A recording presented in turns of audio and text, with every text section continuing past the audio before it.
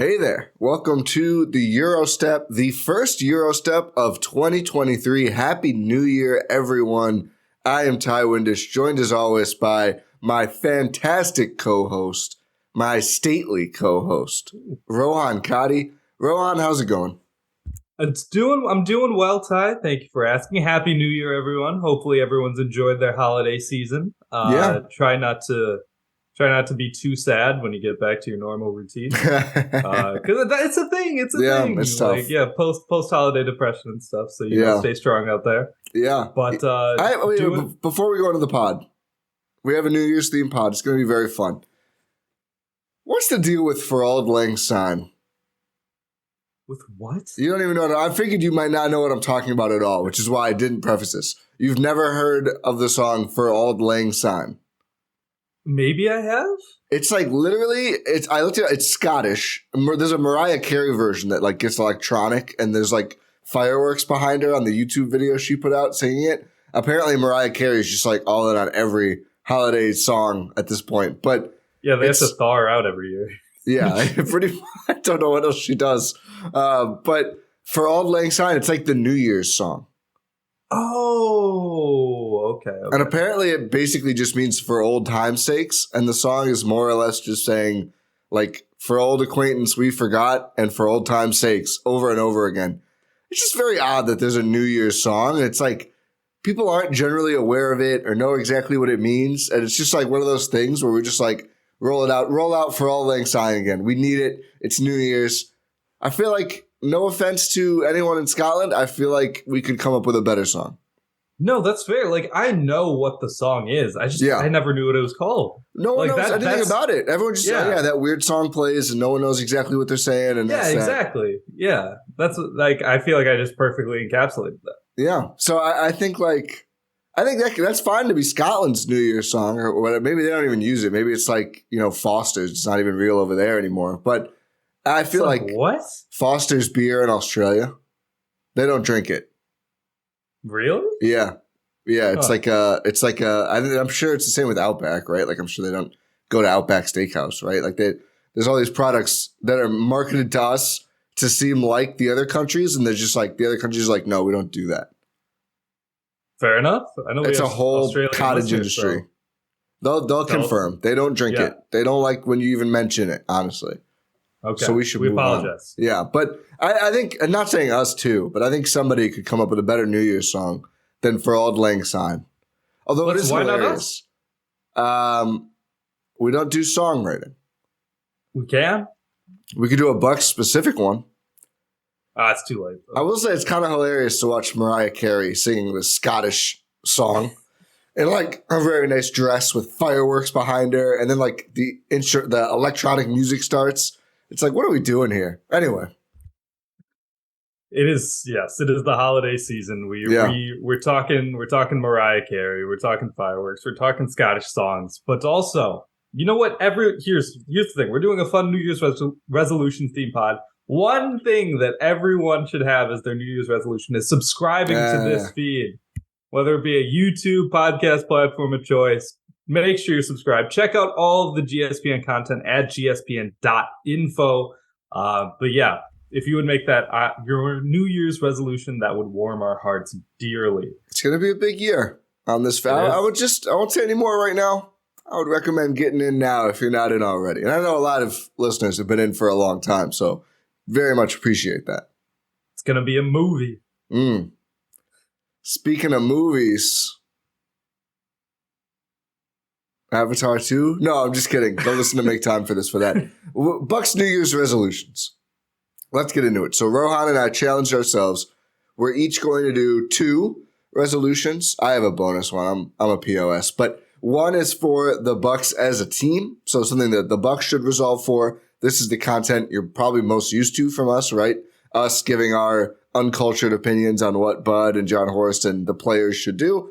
The second one, though, is going to be a resolution for Bucks watchers. I don't say fans, because I always think it's kind of weird when we call ourselves fans. I mean, we root for the Bucks, but it's kind of different than that, so I just say watchers. But more or less a resolution for Bucks fans.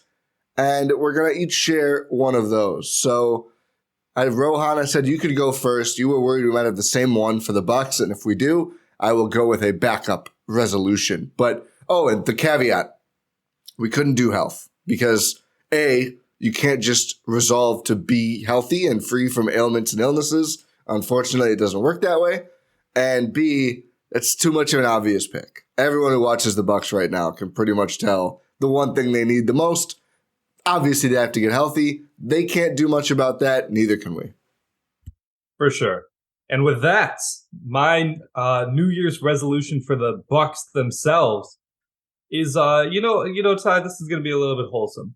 Sharing is caring. And by that, I mean pass the damn ball. Oh, brother. We might. Ours are very similar. Okay. I was afraid. Yeah. I was hoping you would do defense. That's okay. No, this is something that I was at the game against the Timberwolves. Actually, very nice seat. Shout out to my girlfriend for that. But oh my God, the pod reveal. Let's just keep it moving. But wow, huge moment. It was just like you constantly see. We just lost 300 subscribers, by the way. That's why I told them to subscribe beforehand. You see a lot of the times in this current stretch of Bucks basketball where they're having like a little bit of a losing streak. They've lost 5 of their last 6 games as we're recording this on a Monday. You see that losing streak, Cleveland, Brooklyn, Boston, Chicago. Then you even see the win against Minnesota in the first half of that. That's the game I'm referring to. You see a lot of isolation-heavy basketball. And this is something that we've talked about ad nauseum, I feel like, at this point in the season, where, again, due to health, due to a lot of players being out, due to key contributors being out, key ball handlers being out, you see a lot of the offense get bogged down. You see just a lot of setups. Like literally every time Bobby Portis is on the court, you're like, okay, let's do a little side pick and roll action to get him set up in the post. And anytime Drew Holiday is out there with the bench units, okay, Drew, what kind of weird shot can you take? Giannis is going to isolate a lot because he's Giannis, and he's obviously the best one suited to do that. So currently, let's just roll our these two into one. Mine was getting Giannis more involved in offense.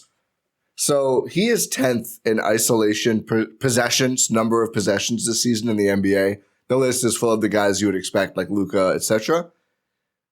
This year, Giannis 41st percentile in ISO efficiency in the NBA. So bottom half of the league. 0.87 points per possession. He may be most well-suited amongst all those Bucks guys, but it has not been a good possession for the Bucks this season, despite all the success we've seen Giannis have.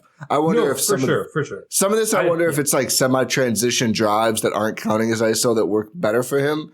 Because it doesn't feel like 41st percentile, but it also hasn't felt great a lot of the time because his jumper has been very hit or miss.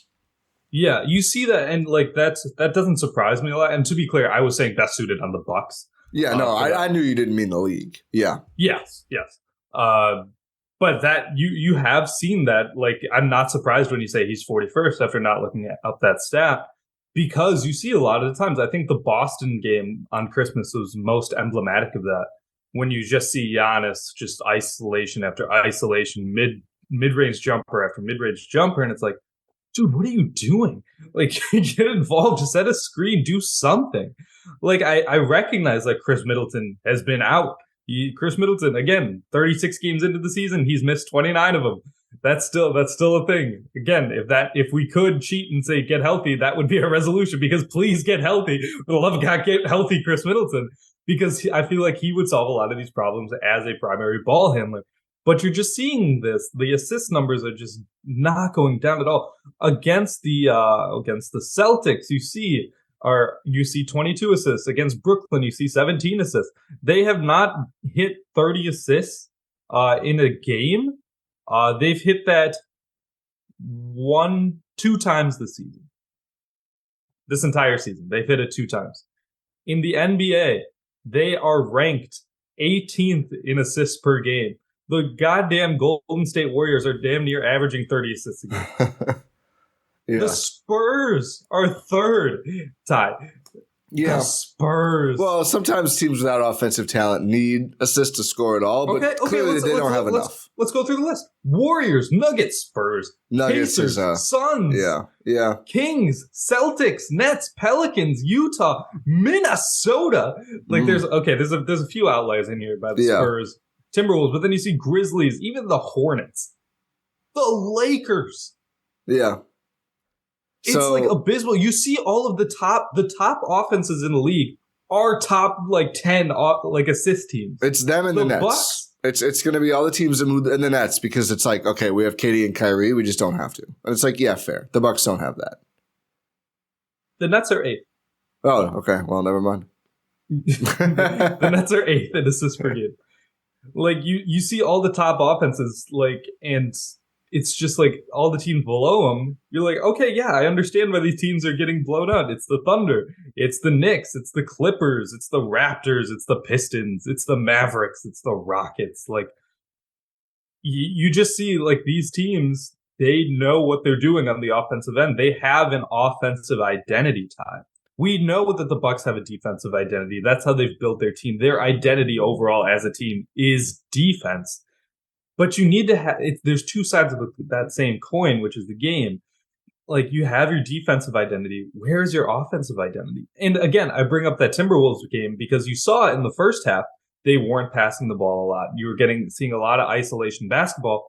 But then in that third quarter where everything started to turn around, you saw the Bucks come back from that double-digit deficit and end up winning big, is because you saw a lot of bench players in the game who were moving the ball, who were getting guys set up. And one guy who in particular, who's been really, really good at that is Joe Ingles. And I think he's going to be the guy who sort of tries to unlock that aspect of the Milwaukee Bucks, because even though he's been struggling, he has been struggling on the offensive end and on defense, where he's getting blown by on the defensive end. But you see it, he's not shooting the ball well. He has a lot of turnovers, but he is getting those assist numbers up. He is the point guard of the bench unit. Like he's the guy who's going to have the ball in his hands a lot. Not even on the bench unit. Even when you see guys like Giannis on the floor, you see Joe Ingles is the one bringing the ball up the court. He's the one setting up offense. He's the one initiating. He's the one passing out of the pick and roll. And that's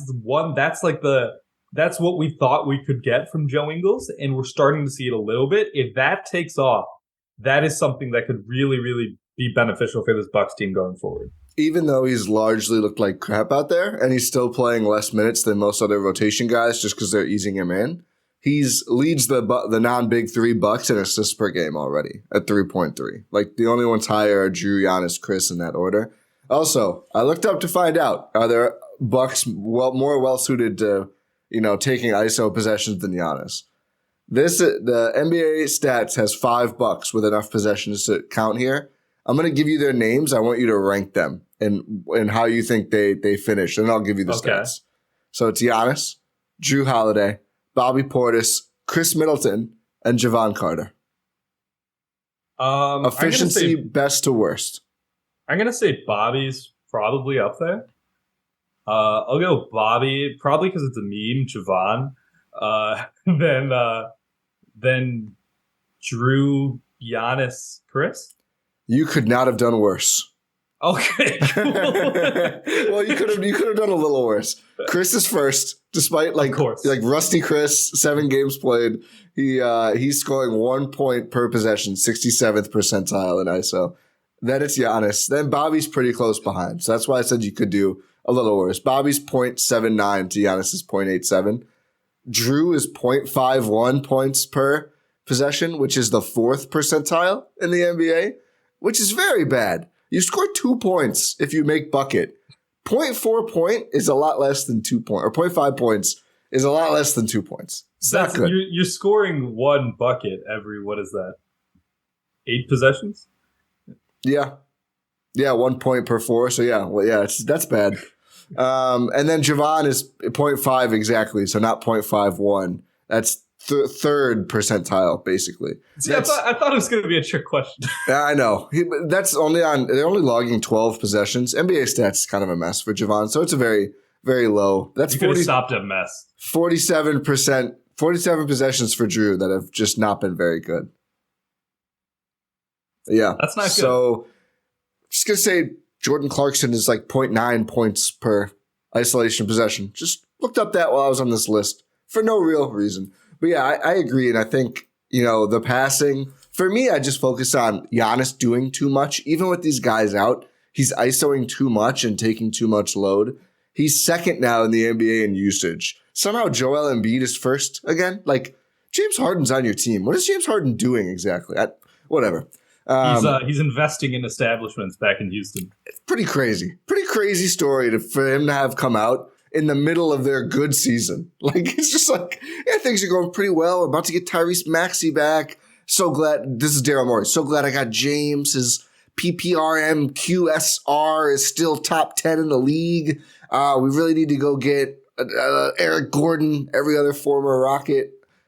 Oh, what did James just say? Oh, biscuits. I don't know why. I feel he didn't like it there because of me?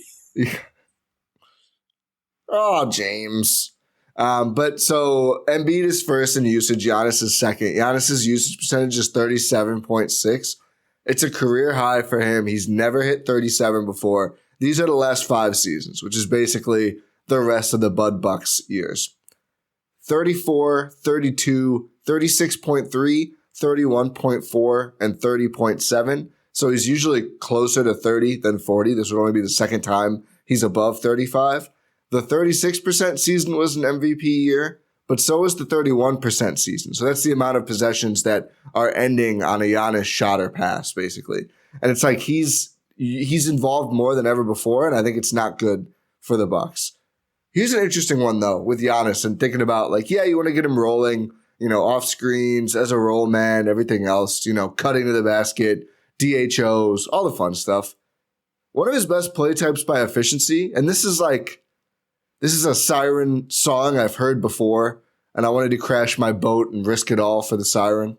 Do you know what sirens are? Yes. Okay. Ready to risk it all for this one. One of his best play types by efficiency this year, pick and roll ball handler. The Bucks have scored 1.04 points per possession when Giannis is the one handling on screens, which is 85th percentile in the league. So he's been one of the top. How many possessions? Well, now I got to go look. Oh, sorry. I'll give it to you in a second. But yeah. It is a good play. The one that comes to mind immediately is, I think I tweeted about this the other day. It was against the, who was it against? It doesn't matter. It was against the Bulls. When Giannis is the ball handler. 99 possessions. Okay. That's so 10% frequency. So yeah, it's not infrequent. Yeah. So whenever you see Giannis sitting at the top of the key with the ball and a guard comes to come set a screen, so it's an inverted pick and roll, and they immediately flip the screen and Giannis is going left and then goes right towards the basket, it's a poster dunk every single time.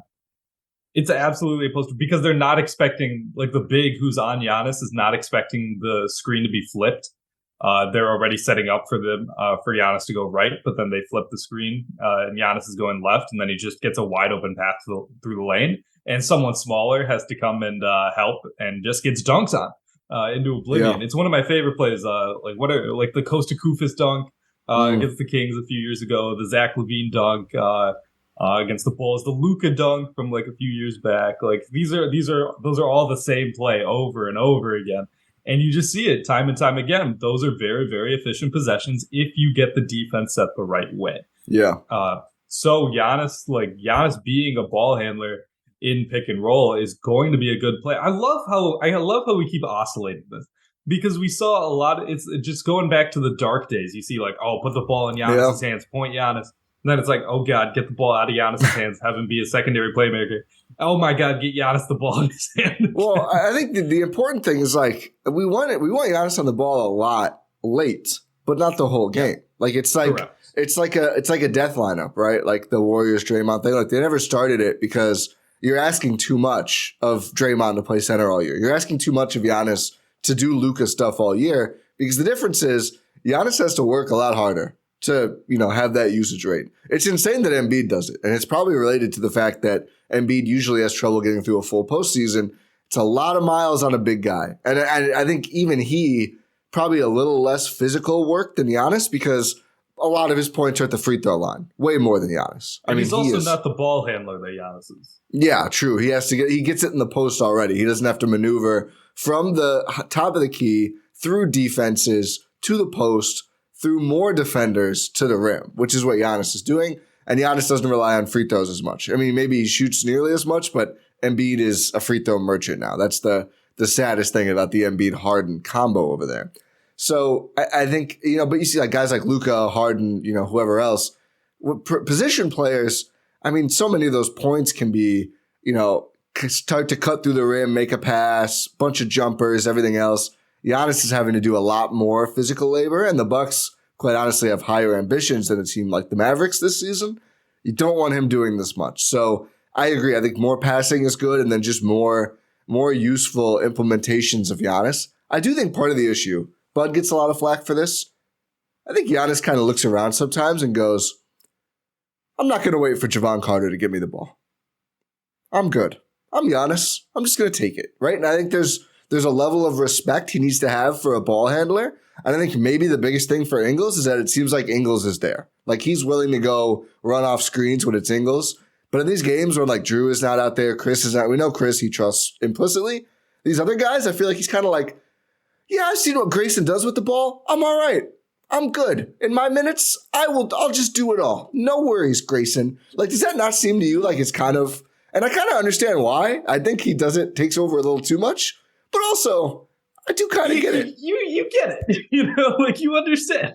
Like I think like looking around the guys on the court, you're like, yeah, I got this. Yeah, no, I'd point Bobby, no thanks. No, that's okay. Thanks, but no thanks. Like that's, yeah. And I do think that's an element people miss. It's like Bud should just tell Giannis to pass. It's like, one, he probably does. I would assume he does. Two, in the NBA, like, getting a star player to do exactly what you want is really hard. Really, really hard. Even guys like Giannis. And we have reporting on this. We know getting Giannis to be more of a screener in crunch time was a really hard thing to do. And that's why they won a championship. But it's much, much harder to be like, hey, Giannis, go 5 ball screens in a row from Javon Carter. This is a fine player. Not a good enough player for Giannis to be like, yeah, sure, I'll give Javon the ball. Versus Chris Middleton, who it's like, yeah, okay, we won a title doing that. Chris is great. That's fine. So I think that's a big part of it. It's more complicated than people think of just being like, okay, Giannis, you're DeAndre Jordan for the next 4 minutes. It's not happening. Yeah, that is the biggest compliment that you've ever given someone on the pod. Is comparing DeAndre Jordan. Yeah. I just meant role, but sure.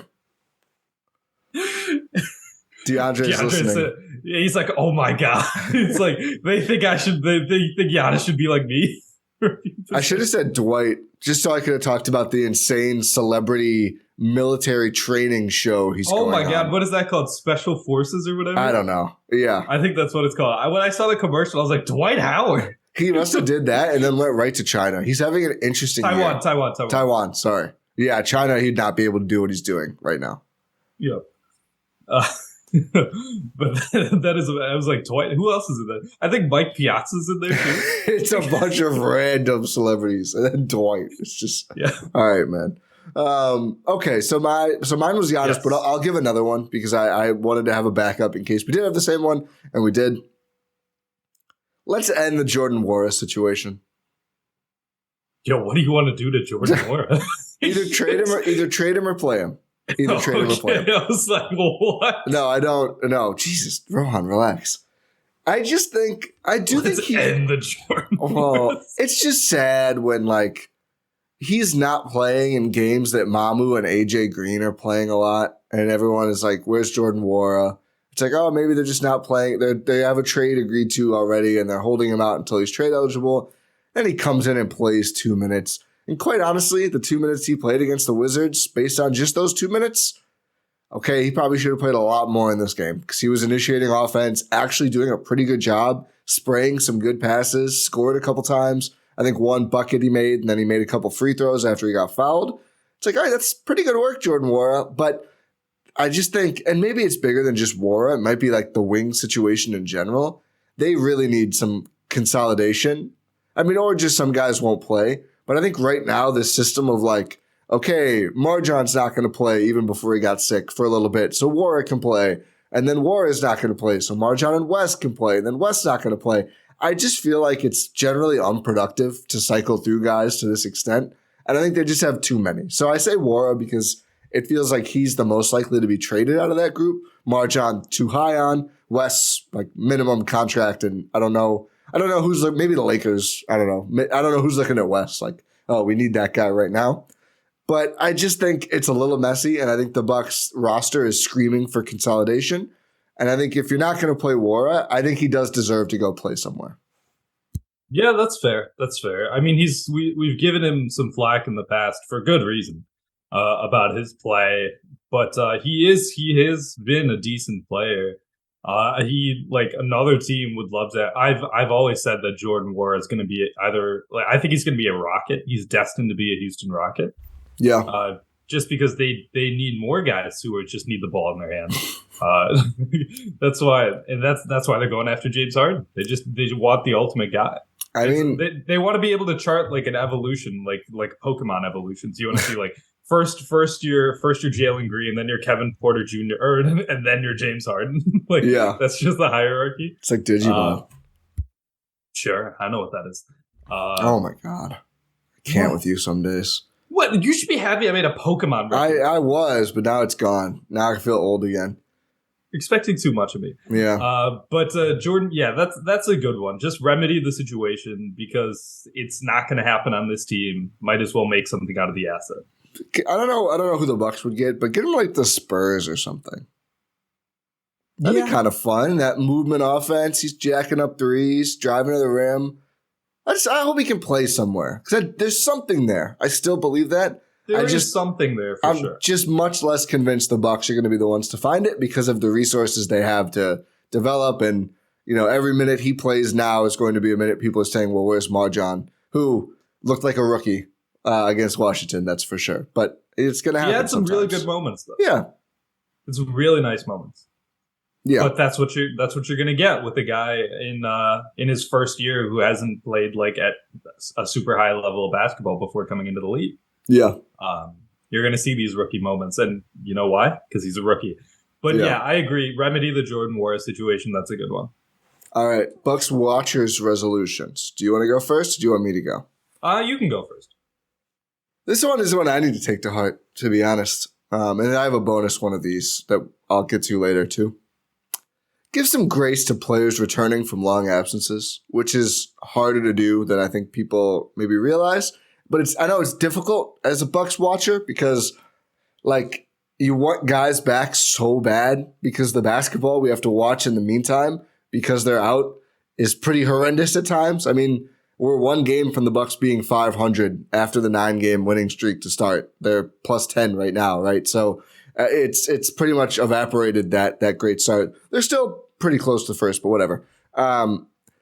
Like Ingles is one where I kind of gave up a little early. He had a really good game against the Wolves. Didn't look like I gave up too early in the first Wizards game, but he's still working his way back. Serge, I think people were really upset with Serge last night. I think he hadn't played in 19 games, whether that's because of injury and illness and in some case just not needing him. But still, it's hard to not play for nearly 20 games and then come back and play. And then Chris, when he's back again, will be another good one. Even Drew with these mini breaks. Drew usually takes a couple games. I just see too often, oh, these guys don't care about the fans and, oh, the NBA, they're just giving guys off. Like, no, these guys are dealing with injuries and rushing them back would be stupid. And the Bucks aren't a team who does that. And I'm quite frankly very glad about this. Did you see the PJ Tucker thing? No. Oh, he's got a nerve issue in his hand. This is what he's calling it. Dead hand. He's like, yeah, I'm dealing with dead hand, but I'm still playing and starting. Oh, no. Yeah. And it's just I'm so glad the Bucks aren't a team who are like, yeah, guy who already has trouble doing anything offensively with a dead hand. His words. Yeah, go ahead, PJ. Go stand in the corner for 30 minutes tonight with your dead hand. It's insane. That is ridiculous. I also thought that Drew had missed more than 3 games in a row. It feels like a billion. It does, which is emblematic of your point. Like, give these guys a break. Like, it's okay.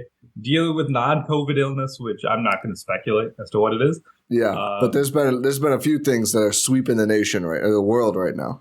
Yes. Keep up to date on all your shots, people. But yeah, just be. How about this? Just be nice. Like, be a good person. I didn't want to get too carried away with what I was asking people. That's fair. It is a difficult ask, but it shouldn't be, Ty. I agree. Be. Yeah, just be a considerate human being when talking about other human beings. Like, it's not. You should do that in all aspects of life. The internet says no. I don't think I will. Unfortunately, we're gonna try though. Yeah, we're on the internet. This is the internet. Did we insult anyone on this pod? No, I don't think just that song, but otherwise, I think this has been a pretty good one. The Philly staff. Yeah, I think they have it coming though. Yeah, take care of our national treasure, PJ Tucker. Yeah, international treasure, actually. Yeah, I can't believe National Treasure 3 is going to be a thing.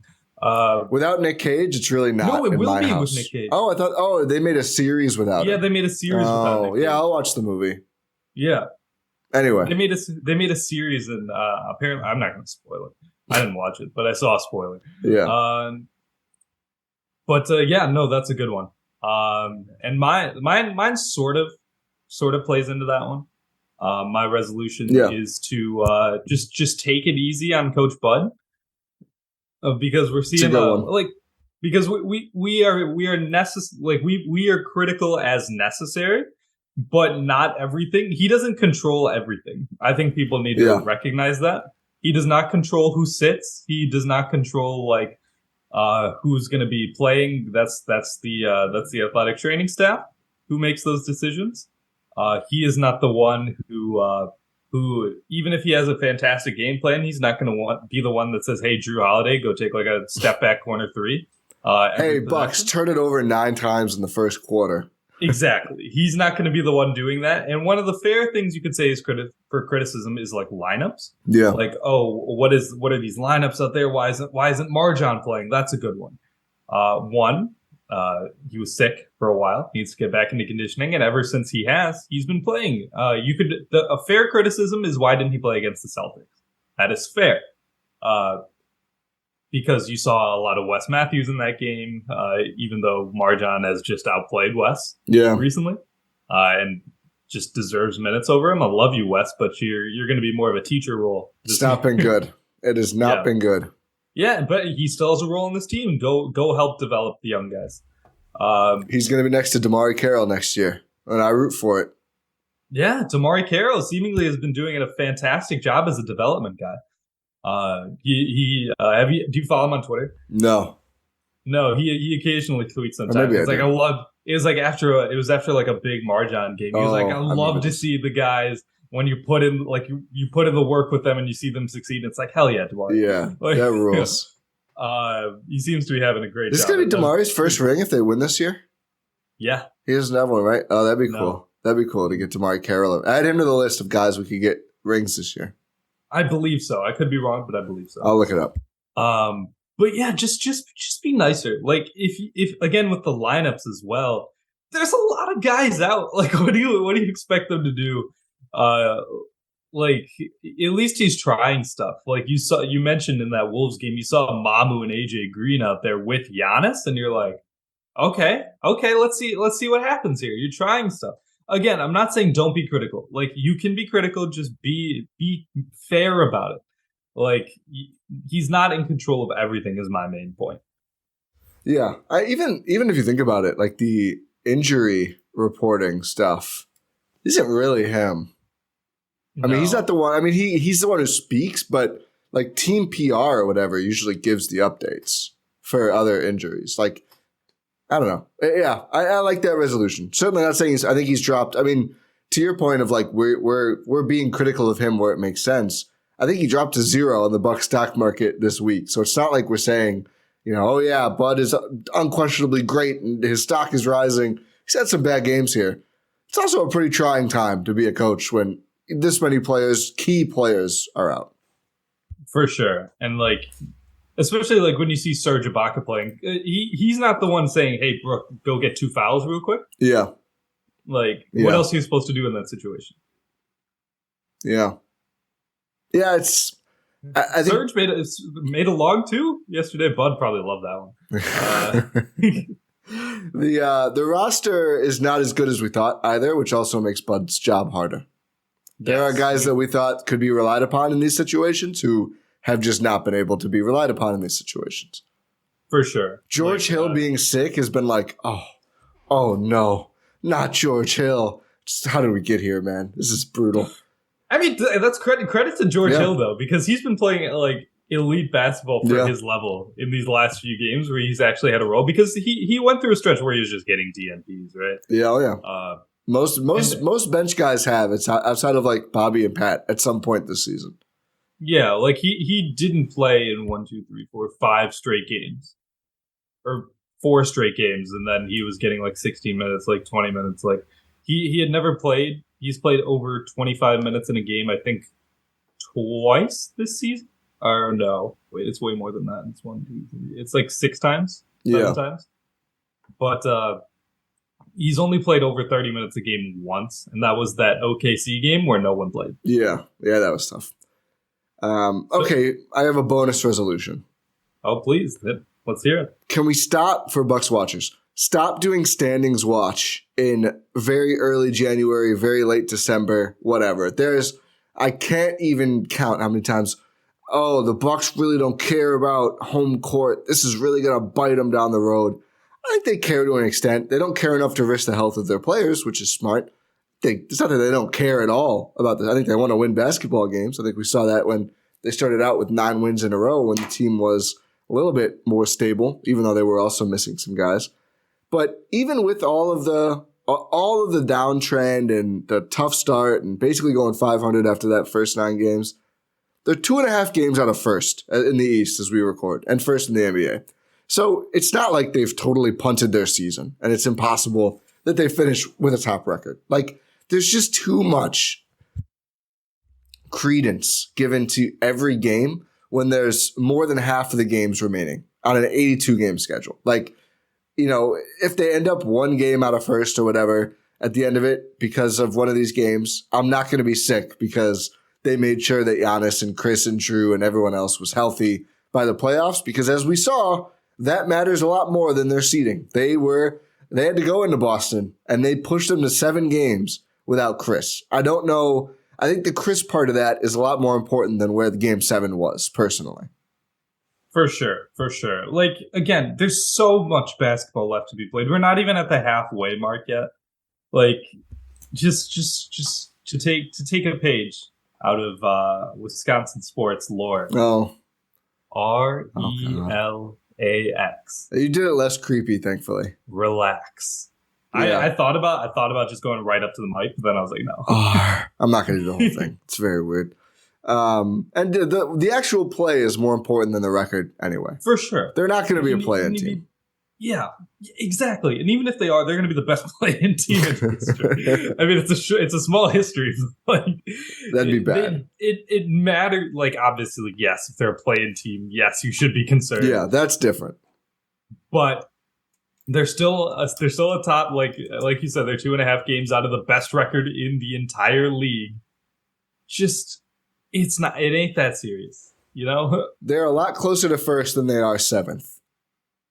They have 5.5 games on Miami for the 7th best record in the East. So that's the top play-in. So they're 2.5 behind Boston, 5.5 ahead of the Heat. So it's just, I think we're good. It's okay. There's a lot of basketball left to be played. The Bucks, take it this way. Be optimistic. I like to think I'm a glass half full type of person. Oh. The Bucks have been dealing with so many injuries. You've been seeing so much drama. Giannis has not been playing at a Giannis level. 2.5 games out of the best record in the league. Yeah. If you want to be all doom and gloom about this team, you also have to recognize that the only way for this team to go is up. Not going. Just get healthy. That's all. If they do that, I still think they could win title. I think they need to improve this roster, and that's the other resolution is to do that. I think there's a chance with this roster. I just think there's a better chance with a little bit of an upgraded offensive presence. Oh, for sure. This team has what it takes to win a title. Can you increase that chance? Absolutely. Should you increase that chance? Absolutely. Yeah. But this team can win a title. You know what? I had something to end on here. something a little interesting. But I think it's fair that I think trades are coming up more often than past years, trade talk at least, which I think is fair given what we've had to watch. I mean, if you're not going to give us good basketball to talk about, this is what happens. So I was listening to I think the most recent low post. There was some Clippers talk. I thought this was interesting. The Clippers always swing big deals at the last second, whatever. Zach was talking about what they have to trade and upgrade, and even talking about like Bojan Bogdanovic. And basically what he said was people forget they have a first. It's a 28 or 29 first, but they have a first. And if they're willing to unprotect it, that gets them into a lot of conversations for players like Bojan Bogdanovic. Like, you're not a star player for one sole first years down the road, but he was like, I think these role players, like these maybe elite role players who are available, one unprotected first, even if it's that far away, that really gets you in the door. And I was just sitting there going, you know who else has few salary blocks and unprotected first to offer in 2029? In the past, I was more wanting to hold that. The Lakers. They have two unprotected first. If the Lakers, if Troy Weaver gets two Lakers first, or even one, honestly, for Bojan with the way that franchise looks right now, God bless. That's great work. But the Bucks have salary. They have a first-round pick in 29. And I do feel like before the season, you know, we did our trade pods, and I was like, hold that first. It's your only first for 2 years. You'll be able to trade everything else. Now, given the injury status and age of Drew and Chris, and I think, you know, there's going to have to pivot from some point. It's going to be hard to do cleanly. There might be a gap year at some point like the Warriors had. Who knows? But I'm down to spend the first. Like, let's do everything we can to win the title every year. I'm not worried about that asset. I want to hold Marjan still. But that first, if Bojan is available, Jordan Clarkson, guys like that, who it's like, yeah, he does stuff. It's not there's some of these trades like, oh, Josh Richardson. I don't know if that matters. Josh Richardson. Yeah, well, yeah. I'm like, saying Josh Richardson. My mentions get dark. Cam Reddish. God. There's these guys. What team does he even play for? The Spurs. Right, that's why. The Spurs. This is the Derek White trade. Doug McBuckets. Dougie McBuckets would be kind of fun. Kind of fun. I wouldn't trade the first, obviously. No. But there's some of these guys people just thought, I'm just like, if it's not a clear upgrade over all these bench guys we talk about. Is a clear upgrade. Bojan, I think Clarkson too. Like, I think those are my top two. Crowder. Those are my top two. Crowder's a clear upgrade over Wes, who is still playing off and on. That's true. That's a different role than what we're talking about, but he's not a clear upgrade over anyone who's firmly in the rotation. Fair. But the problem is there's a couple of squishy spots in the rotation. He would firm up one of the lower spots. That is fair. But he would not be as... Yeah. That's why Bojan and Clarkson are my top two. Bojan would be. Oh, my God. They can get Bojan. God. But the problem is, how do you get to $20 million? Yeah. Grayson Ingles Hill? Yeah, you'd have to do that. Something like that. Or maybe if you really like Ingles, I think you could probably do like... God, could you do Grayson, Hill, Nwora? That's like $15 million? You'd be freeing up a lot of roster spots. I do think whatever they do, we'll do that. I think they're going to sniff around buyouts because I know, like the Clippers, I think Covington's going to be one of the guys they trade because he's not playing. If he goes to a bad team and gets bought out, I think the Bucks would absolutely swoop in and be like, oh, we didn't trade for Jay Crowder. How about we just sign Robert Covington? Yeah, that could be a team. I'm going to fake, but not fake. I'm going to try to put this together right now. Yeah, I feel like they'd want to hold Ingles. Bojan's 19.5. Okay, under 20. It's better. So if you do Grayson, if you do Hill, that's 12.5. If you do Nwora might get you there. You had Nwora in there. Let's try this. I think that's going to go through. The Jan 15th thing will come up. No, nope. How close? 75,000. Oh, so yeah, okay. So anyone else, basically. Yeah. So let's say you include, I don't know. Who would you include though at that point? Wes? That's sad, but otherwise you can't. Two ways don't count. No, there's $0. 75,000 is tough. That's brutal. That's how much it is though. I wonder. Yeah, I don't think there's any way around that either. Like a trade exception's not helping you. No. Otherwise, you'd have to trade one of West, Thanasis, Javon. We know it won't be Thanasis. I don't think it'll be any of those guys. Like, I think you have to do Ingles. Yeah. Yeah, unless you trade somebody. You somehow turn it into a 3-team trade involving Nwora. Hey, we trust in John Horst, baby. We do. But if you do Ingles, Nwora, or Ingles, Hill, Allen, that gets you there. Yeah, oh yeah, definitely. Ingles and Allen together is what, nearly 16 million? So that's like, or nearly 15 million. Like nearly 15 million. Yeah. So that gets you in a lot of ballparks right away. Would you trade your son, Joe Ingles, and Jordan Nwora for Bojan? My son's Grayson Allen. Get my kids right. Yeah, that's what I said. I said Joe Ingles. I thought I said your son and Joe Ingles. And I thought you said your son, Joe Ingles. No. Your son and Joe Ingles and Jordan Nwora for Bojan and a first. And I don't know. We'll have to do another pod as the trade deadline approaches, which we will. We will. Clarkson, by the way, is only 13 million, so it's a lot easier to get there. That's a lot easier. It's a lot easier. Allen and I'll check it now, but like Allen and Hill is almost there. Allen and Nwora is almost. I'd rather do Allen and Nwora, but I'm not too concerned about George Hill if I'm getting Jordan Clarkson either. Here, let me build the fake Jordan Clarkson trade right now since I that one works. Just Grayson and Nwora. Yeah. I would do that in the first for sure. You have to do first and some seconds probably. Cool. I'm in. That'll get it done. 20 points per game. Imagine dropping a 20-point per game on large, like a lot of isolations. It's not like he's, Duncan Robinson scoring a lot, right? Like he's just going out and doing that. Just drop that into this Bucks team. What's their record right now? The Jazz? No, the Bucks. Like if they had Clarkson for this last. I'm saying if they had Jordan Clarkson. Oh, okay. I was like, better. They're 23-13 now. Like he's worth a couple of wins at least, given what they've needed. A couple of wins, yeah. I'd say, are they like? I don't even want to speculate. Are they like 28 wins? I was thinking probably about 28 with some of these games where he just like keeps them afloat. Yeah, but also you have to recognize like Jordan Clarkson is not perfect. No, like he might shoot you out of some games. Yeah.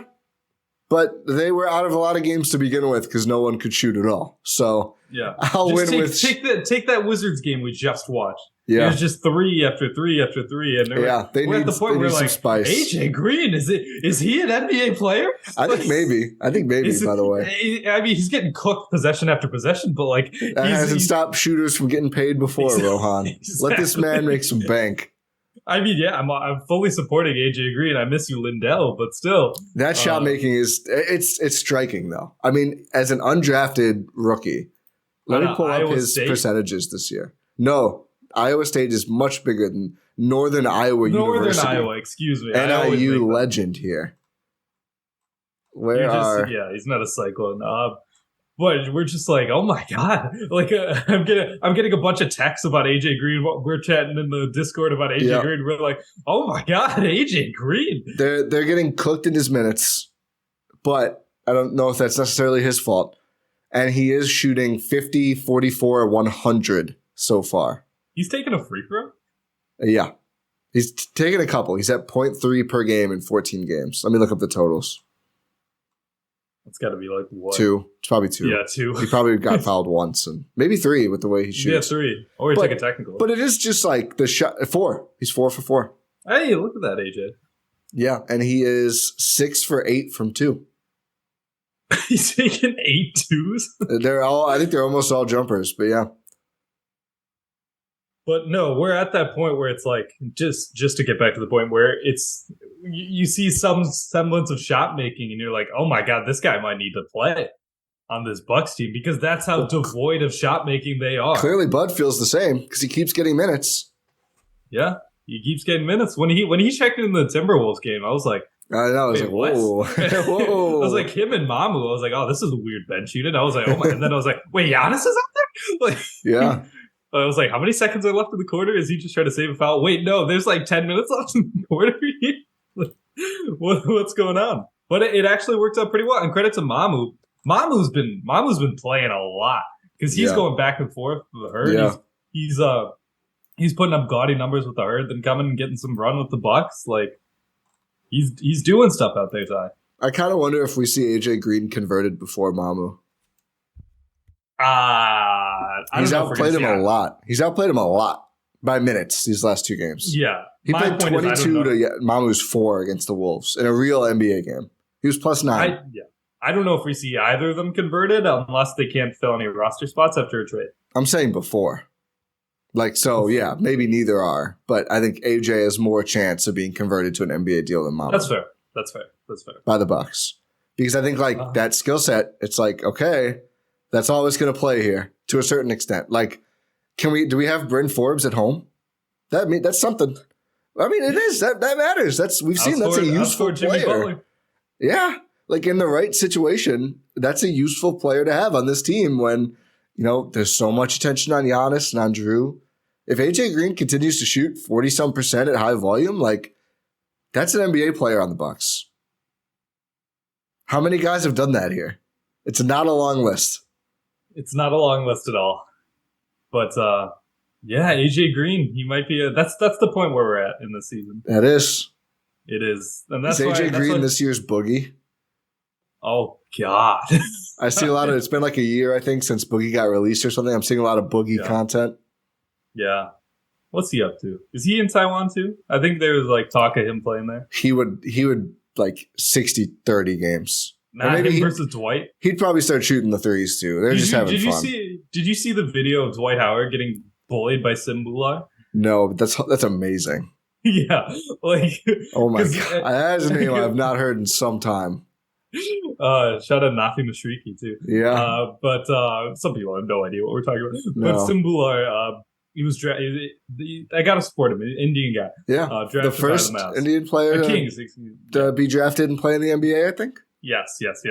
But there was a video of Dwight going at him, and just Dwight was getting so mad because it's we forget that Dwight isn't even a 7-footer. Yeah, he's 6'8".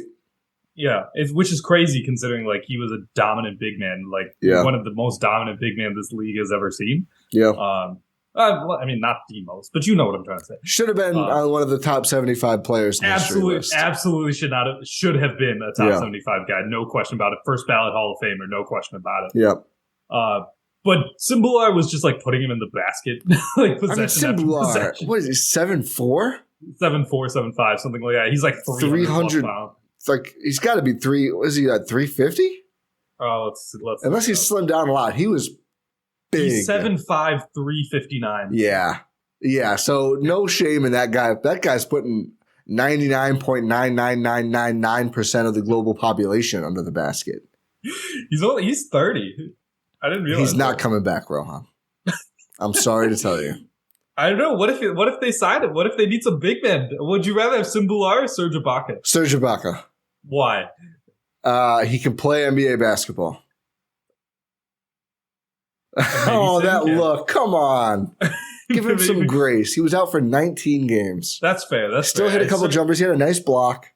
He did have a nice block. He had a nice little pump fake and drive in there as well. I didn't say he thought he was going to dunk it for a second. I thought he was going to dunk it too. He went up. He was like, oh no. He just went for the scoop. But I was like, oh my God, is Serge going to dunk this basketball? Oh my God, I would have lost my mind. Yeah, but Serge is not playing well, but he's playing NBA basketball. Yep. I love how the first thing that comes up when you Google Simbular is that clip of him bullying Dwight. Oh my God. I'm going to watch that after the pod. But yeah, it's just I don't even know what we're talking about at this point. I think that's how you know it's time to wrap it up here. But yeah, thank you for listening to this episode. Real quick. Sorry. Yeah. I lied. No. Bucks upcoming schedule this week. Yes. On the GSPN survey, which you can take at gspn.info if you have not already, give us some feedback on our shows. Somebody said this would be helpful if you just gave us an idea of the games coming up. Doesn't have to break them all down. We know you guys don't do that, but because it's just, who knows who's going to be playing at any game, right? But just to know what's coming up. So Wizards Bucks again tomorrow, Tuesday night. Bucks Raptors in Toronto the next night on Wednesday. Surely that's going to be a game where we see about 2 active Bucks. Yeah, a road away game. Hardest game of the year coming up early. Friday, January 6th, Gordon Hayward and the Hornets visit Milwaukee. I don't think I need to tell anyone what Gordon Hayward put up last year on January 6th. Be careful. Stay safe. And that's the rest of the games for this week. But yeah, they gave the Bucks 2 days off after that because they know that's going to be. Like, oh my God, we need to recover. They're going to be exhausted. Drew needs to be back for that game. My goodness. Yeah. He needs to be setting triple teams at Gordon. I don't think it's going to matter. He's gonna turn into like Lynn Sanity. Let me pull up the box score while you do or start the outro. He had a crazy game last year. He did. But no, a 3-4 stretch again. Like I mentioned this last episode, but this January schedule for the Bucks is kind of soft. Like this is where you need to take advantage, but you also. There's like how many back-to-backs are in here? They have 3 back-to-backs in 3 straight weeks. They have this week, they have the home road Wizards Raptors one. Next week they have the road Hawks Heat back-to-back, and the week after they have a home Pacers Raptors back-to-back. But you see 2 times, like in the next 2 weeks, they have a 3-game and 4-night stretch. And you're just like, oh my God, with this team already injured and banged up and dealing with illnesses. You're like, okay, this is where you can start to see, hey, maybe they're not going to absolutely feast on the schedule because we're going to see a lot of AJ Green minutes. We're going to see a lot of Mamu minutes. We're going to see some TA minutes, which I love. I love that so much. They have not gone well. They need like you said, they need the less heralded guys to step up, and that's how you bank some extra wins on this stretch. Mm-hmm, for sure. Season high 25 shot attempts, season high 15 makes, season high 44 points. And 7 rebounds on January 6th, 2021 for Gordon Hayward in Atlanta, a road game. So be careful, Bucks. He didn't play. He did not play on January 6th last year, but he did play on January 5th. And he did pretty well then, too. He had 19 points, so not as good. Not on the actual day. So we're going to have to see. This is a scary situation. It's so funny. So funny. I mean, it's not funny, but it's so funny. What else can we do but laugh? Yeah, exactly. At this what point, are we going to do? With everything, yeah. Yeah, we just have to laugh, especially against the Hornets, who have shown their mettle as just a terrible franchise. Yeah. Good job, Michael Jordan. Way to be a pioneer in this league. Yeah. But I guess we'll end there. Say thank you for listening to this episode of the Eurostep here on the Eurostep Podcast Network and Blue Wire Podcast. Take the survey, gspn.info. Check out all of the GSPN content at gspn.info. Make sure you're subscribed wherever you're listening to this podcast platform of choice, YouTube, all that fun stuff. Leave a 5-star rating and review on your podcast platform of choice. 5 stars. Pod random, and we will talk to you next time.